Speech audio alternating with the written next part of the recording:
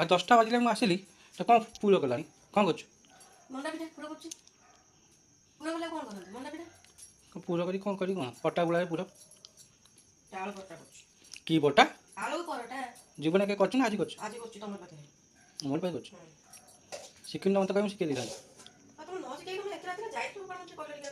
ଏଇ ସାଙ୍ଗ ରୁମ୍କୁ ଯାଇଥିଲି। ସାଙ୍ଗ ରହୁନି 10ଟା ରାତିରେ କୁଆଡ଼େ ମାନୁଛି? ଚାଲ ଦେଖିବା ଆଳୁ ପର କେମିତି କରୁଛୁ ଦେଖିଦିଏ।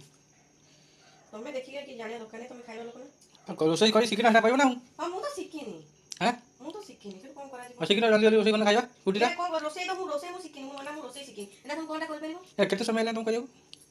ଏଇଟା ଆସିଲେ ଆଳୁ ପରଟା କରିକି ରଖିଲେ ଖାଇବା ପାଇଁ ଭଲ ଲାଗେନି, ଗରମ ଗରମ ଭଲ ଲାଗେ ଖାଇବା ପାଇଁ ହେଲା। ମୁଁ ରୋଷେଇ ଶିଖିନି, ତମେ ଏବେ କ'ଣ କରିପାରିବ? ରୋଷେଇ କରି ଖାଇବ, ଆଉ କିଛି ବାଟ ହିଁ ନାହିଁ।